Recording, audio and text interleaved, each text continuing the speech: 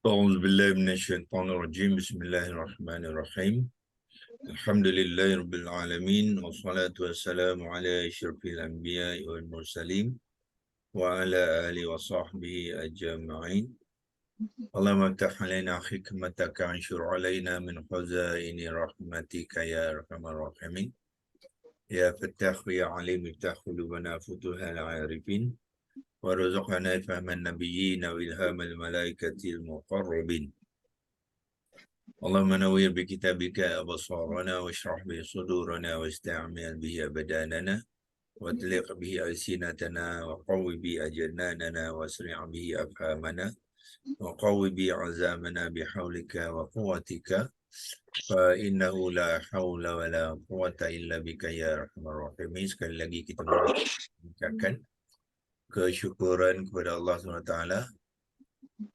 yang telah mengaturkan kita sekali lagi dapat bertemu di pagi ini 7.15 hingga 7.45 untuk menyambung pembelajaran kita mengenal kalimah-kalimah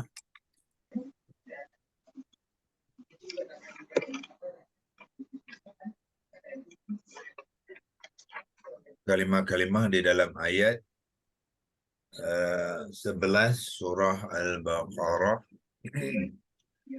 di mana Allah memperingatkan kepada kita tentang terdapat beberapa orang di kalangan manusia di zaman Nabi itu, ya, apabila Allah kata wa iza qila lahum la tufsidu fil ard, ya, apabila dikatakan kepada mereka janganlah kamu semua membuat kerosakan di bumi ini, apa mereka jawab? Qalu, ya, mereka menjawab dalam fi'il madhi, mereka telah menjawab innama nahnu muslihun, ya, sesungguhnya kami ini, dia kata, adalah orang-orang yang membuat kebaikan, ya, kebaikan. Nah, itulah jawapan dia, sedangkan apa yang mereka lakukan tu sebenarnya membuat kerosakan. Inilah ciri-ciri yang Allah peringatkan kepada kita, kerana ciri-ciri mereka-mereka ini bukan saja di zaman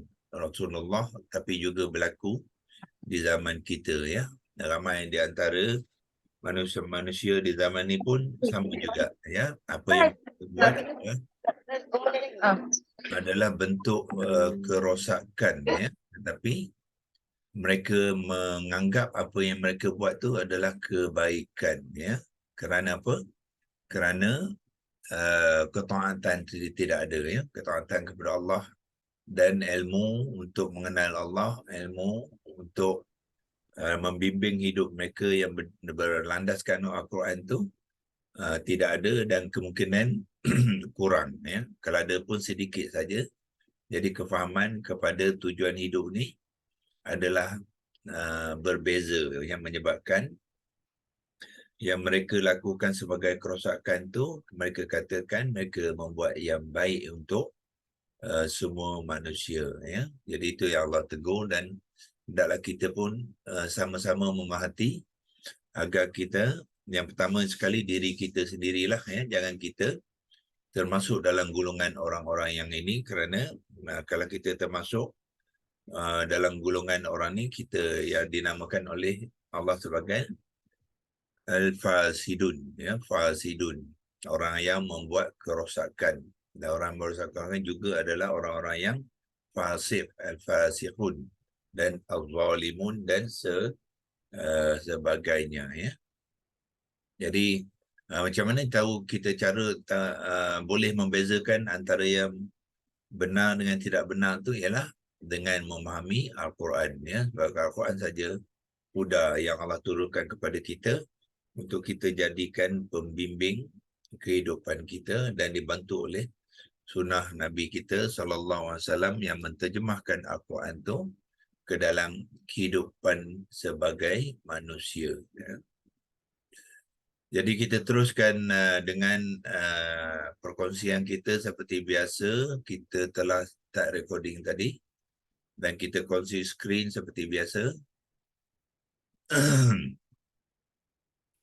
Dan kita bawa kepada ayat yang kita telah sedang bincangkan menggunakan Quran, tafsir dan perkata, ya. Ini daripada tafsir dan perkata. Kalau kita ke belakang sikit, kita akan pergi ke ayatnya, iaitu ayat yang ke-11. Sekarang ni kita melihat apa dia, innama, ya. Innama. Jadi kalau tuan-tuan tekan innama tu, tekan di sini, dia akan bawakan kepaparan kita di sini, ya.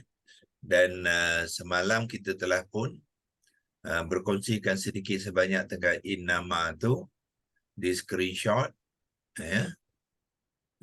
Dan kita telah bahaskan fungsi inna ni. Inna sebagai harfun taukid, ya. Cuba kita tengok ada tak yang lain tu, mana dia?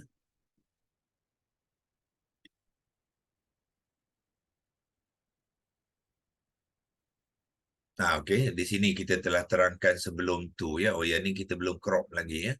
So kita boleh cropkan dia sekarang, bagi dia bersih sikit, ya. Tak mau banyak sangat tulisan-tulisan yang lain tu, kita boleh bersihkan sikit. Itu caranya kita boleh buat cropping yang dekat screenshot ni, lepas tu kita simpan dia, ya. So kita telah berkongsikan yang inna tu adalah harfun taukid, iaitu harfun penekanan, dan juga pada masa yang sama dia juga berfungsi sebagai harfun nasab, iaitu harfun yang memasukkan kalimah isim selepasnya, ya. Dan mana kepada inna tu ialah sesungguhnya, ya. Itu kalimah inna. Kalau tuan-tuan lihat, semalam kita cuba melihat inna ni, ya. Kalau tuan-tuan tekan di sini, ya, inna di dalam Al-Quran ni digunakan sebanyak berapa kali. Tuan-tuan boleh lihat di sebelah kiri ni, ya. Sebelah kirinya dia digunakan sebanyak 1362 kali, ya. So bagi tuan-tuan yang memasukkan kalimah-kalimah di dalam template QHS vocabulary itu, kalau tuan-tuan dah masukkan inna ni, ya, inna ni di dalam bahagian apa?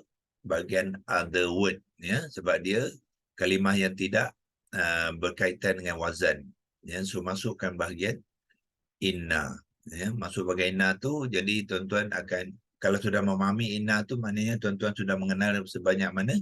1362 perkataan, ya. Yang tuan-tuan akan campurkan dengan yang lain tu untuk memantau apa ni, kalimah-kalimah yang tuan-tuan sudah kenal dalam Al-Quran, ya. So ini kita ambil contoh untuk menerangkan inna semalam, dan kalau kita ambil lagi contoh-contoh yang lain, ya, di bawah tu, ambil yang kita yang senang sikit, ya, untuk kita faham. Ini pun sama juga, inna pun inna juga, ya. Inna dengan na kami, ya, adalah gabungan dua kalimah. Inna dengan na jadinya sesungguhnya kami. Yang ni inna sama dengan yang tadi, innama nahnu mustahzi'un. Ini sama dengan kalimah dalam ayat ke-11, ya. Cuba kita tengok yang lain. Inna, yang ni kita kongsikan semalam lah, ya. Inna Allah ala kulli syai'in qadir. Inna, kemudian dia ada isim inna, iaitu Allah tu adalah isim kepada inna yang mansub. Kemudian ala kulli syai'in qadir ni kita katakan dia sebagai khabar, ya. Khabar syibih jumlah, ya. Khabar yang berbentuk seakan-akan ayat, ya. Bahasa syibih jumlah ni apa dia? Dalam bahasa Inggerisnya dia panggil phrase, ya, phrase. Bahasa Melayu frasa agaknya, ya, Melayu. Sebahagian daripada ayat yang menyumpri ayat, ya. Ala kulli syai'in qadir ni juga boleh dijadikan sebagai khabar, ya. Asalnya khabar dia lah qadirun, tapi dia membentuk seolah-olah membentuk satu penyataan dalam bentuk seakan-akan ayat, ya. Dia bukannya ayat yang lengkap, sebab tu dia tidak dinamakan ayat, tapi dia seakan-akan ayat syibih. jumlah. Ya, ala kulli syai'in qadir. Nah, ini contoh yang penggunaan inna. Maknanya dia apa? Dia akan memasukkan isimnya pada masa sama, dia memarfu'kan khabar dia.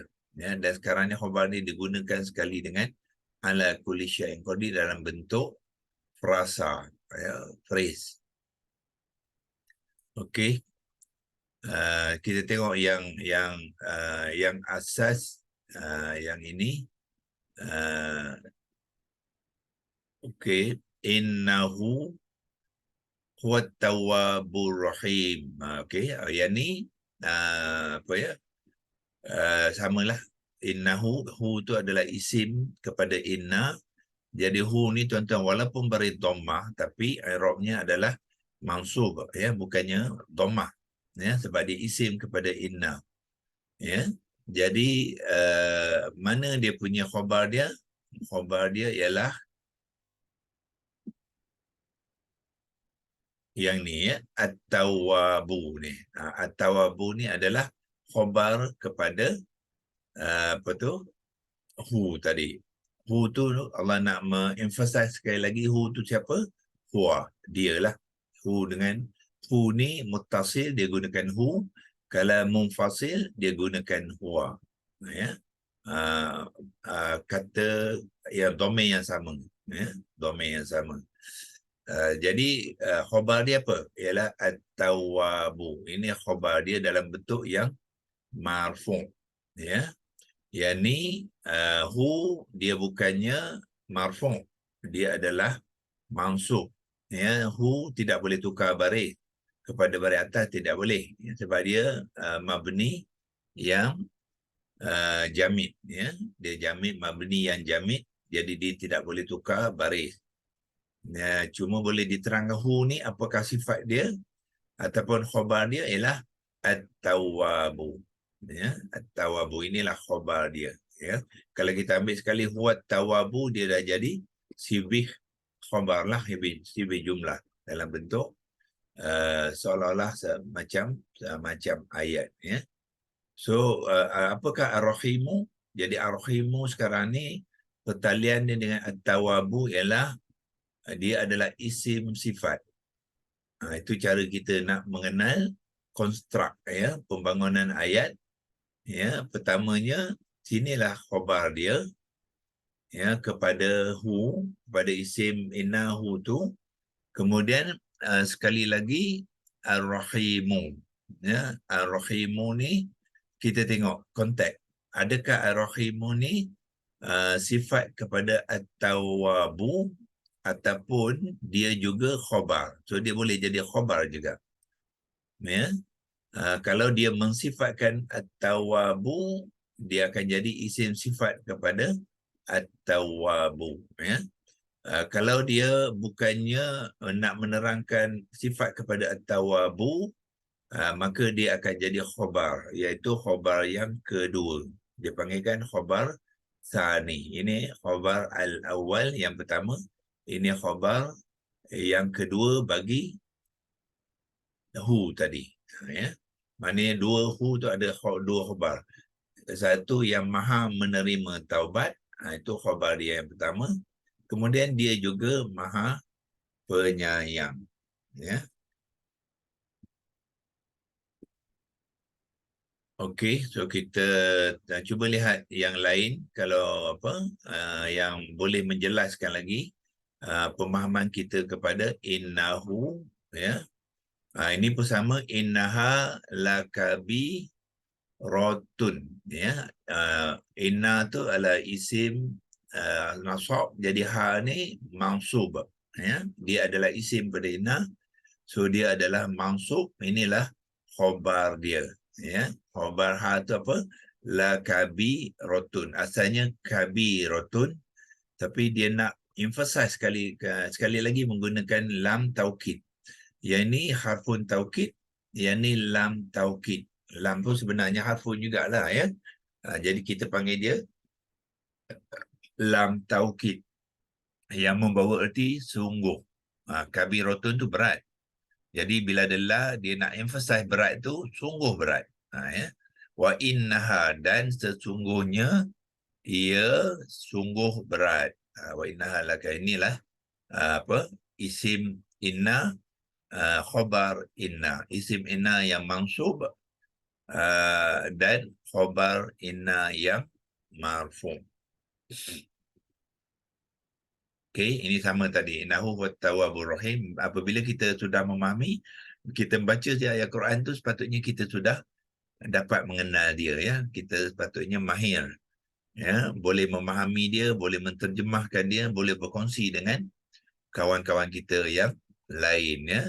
Zaman sekarang ni zaman digital, tuan-tuan boleh apa, memahaminya dengan cara digital, ya, di mana saja seluruh dunia boleh. Di Amerika pun boleh, kalau ada kawan di Amerika yang ada belajar kat Jerman contohnya, boleh kongsikan dengan dia, ya. Gunakan kemudahan yang kita ada ni untuk membantu, ya. So kita biasanya jumpa ke innaha, ini sama, innaha baqaratun, ya. Innaha baqaratun sama. Wa inna insyaallah innal baqara. Jadi apa, al-baqara tu ialah, tapi betina tu dalam bentuk mansub, ya, sebab dia isim kepada inna, ya. Jadi sebab tu dia mengambil apa, baqara baris atas tu menunjukkan dia ada dalam status yang mansub, ya. Okey, yang ni baqaratun, dia bukannya isim inna. Isim inna ialah ha nai. Sebab tu sini dia khabar kepada inna tu, ya. Jadi dia mengambil i'rab yang marfu'. Okey. Wa inna, sepatutnya ini hijarah ni sepatutnya mansub, ya, sepatutnya mansub, ya, tetapi disebabkan ada kalimah mina, jadi dia mengambil yang majrur. Maknanya sekarang ni majrur tu dia override mansubnya, ya. Sepatutnya dia adalah mansub, ya, tetapi sebab dia apa, ada harfun jar, ya, dia mengambil i'rab yang majrur.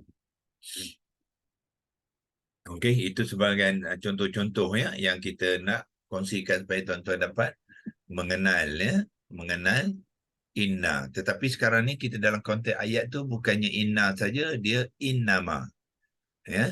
So innama ni kalau tuan-tuan tengok di sini, dia kata apa? Partikel pencegahan, preventive particle bahasa Inggeris dia mencegah inna ni dari berfungsi memasukkan isim dan memarfu'kan khabar dia. Jadi maknanya apabila ada kalimah inna dengan ma ni, dia tidak berfungsi lagi sebagai harfun nasab tadi, ya. Dia hanya berfungsi sebagai harfun taukid saja. Itulah yang dimaksudkan dengan partikel pencegahan ni, ya. Okey, untuk kita lebih mengenal dia, tuan-tuan boleh gunakan corpus.com, ya. Tengok kita corpus.com, innama, ya. Di sini tuan-tuan lihat innama diterangkan sebagai apa? Di bawah ni, ya, dipanggilkan kafah wa makfufah, ya. Kafah ni macam menutup, ya, membutakan sesuatu. Menutup makna dia menggelapkan sesuatu, ya. Wa makfufah, dengan segelap-gelapnya. Dia itu maksud dia lah, ya. Apa maksudnya? Dia nak menolak yang lain dan hanya memberitahu sesuatu saja. Sebab tu makna dia tu only ni, atau hanyalah. Nama sesungguhnya hanyalah, maknanya dia nak menafikan yang lain, tapi hanya satu saja.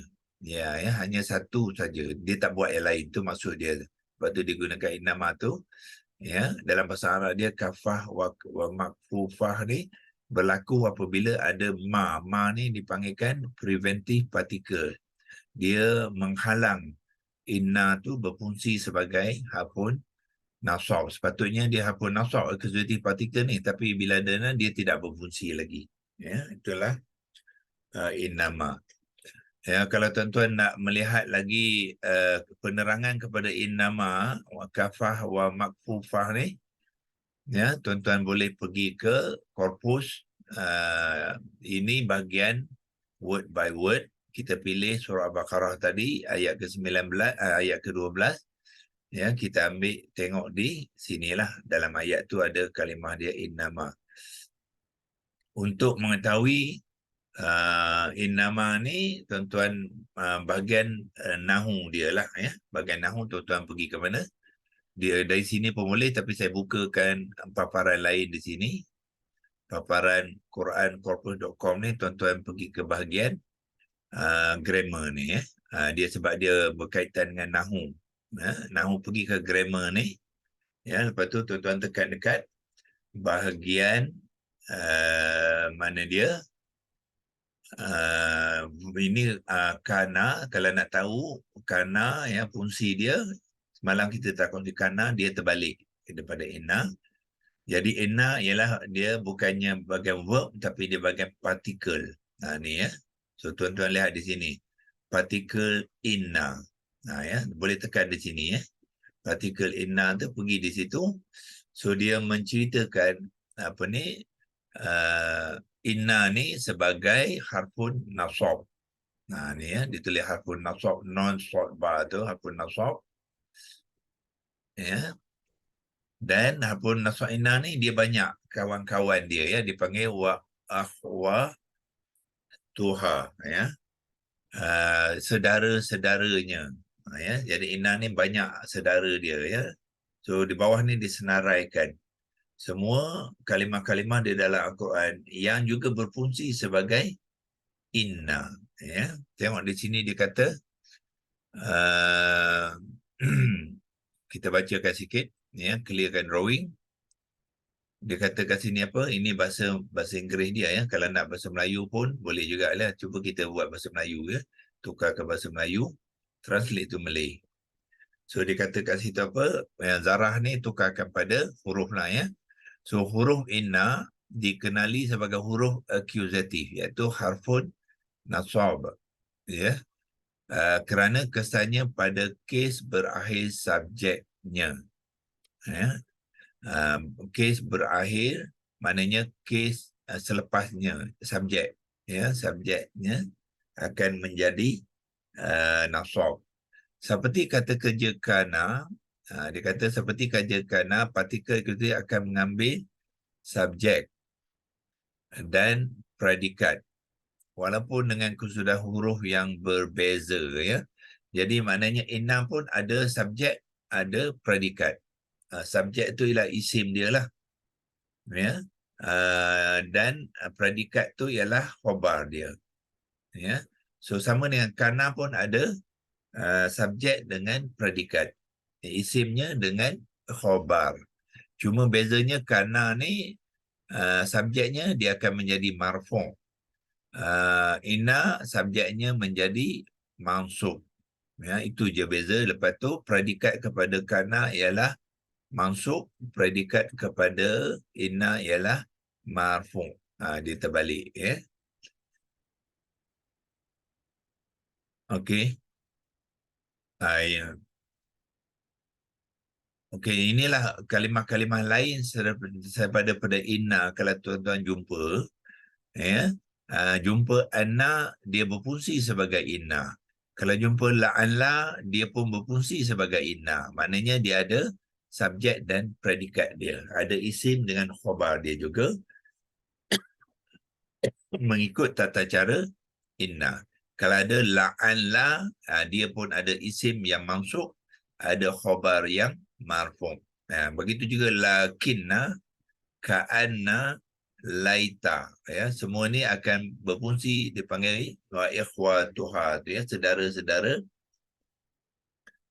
inna. Okey. Kemudian dia menerangkan di bawah ni lah, ya. Jadi partikel akuzatif menerima subjek, ya. Okey. maknanya subjek dia akan jadi mansub. Accusative itu mana mansub. Dan predikatnya melalui pergantungan dipanggilkan isim inna dan khabar inna. Okey, ini dia punya penerangan lah ya. Predikat mana dia? Accusative subjek dan predikat kita panggil dia apa? Isim inna dan khabar inna. Jadi subjek isim inna ni sentiasa mansub. Dan predikat inna tu iaitu khabar inna adalah marfu'. Ya, itulah penerangan kepada isim inna dengan khabar inna. Dia bukan inna saja, semua kalimah ini akan juga berfungsi dengan yang sama ya. Kemudian dia juga diterangkan innama, ya, innama kerana ada juga kalimah-kalimah lain yang boleh menafikan ya, menafikan kalimah inna tu ya. Pertamanya ada kalimah dipanggil partikel negatif bertindak sebagai anna ya. Contohnya la. La pun boleh bertindak sebagai anna ataupun inna, yang itu dia juga akan mempunyai isimnya yang mansub ya, dan khabarnya yang marfu' ya. Walaupun kadang-kadang di dalam ayat itu tidak ada khabar, dia khabar itu digugurkan, tapi la ni akan memasukkan isimnya. Seperti di sini la wazaro, la wazaro. Wazaro ni isim pada la, dia juga mengambil yang mansub. Tapi kita bukan nak fokus pada yang ini. Hari ini kita nak fokus pada yang dipanggilkan kafah wa makfufah dia. Yang ni dipanggil partikel penjegahan. Apabila ada partikel penjegahan ma, ya, mungkin datang selepas zoroh harfun masuk tadi, harfun nasab tadi inna. So apa dia buat? Ya, so dia membuat sebatian ni, maknanya pertalian lah. Ya, pertalian yang dikenali sebagai kafah wa makfufah. Ya. So apa berlaku? Dalam pembinaan partikel akusatif dihalang daripada mengubah suaikan pengakhiran kes dalam ayat. Jadi inna tu tidak lagi berfungsi sebagai harfun mansub sebab dia dihalang oleh ma ni. Ya.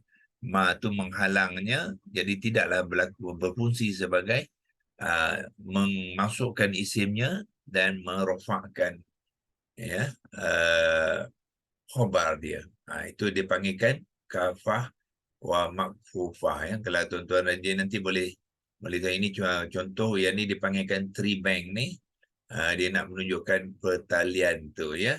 Yang ni fa'in nama, maknanya dia ada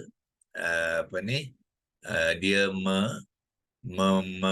preventif, maknanya menghalang dia isim dia. So isimnya tidak ada di sini ya, tidak dinyatakan, dan dia tidak, bila tidak nyatakan tu dia tidak mengambil i'rab yang mansub ya. Khabar dia yang ni ya, khabar dia ialah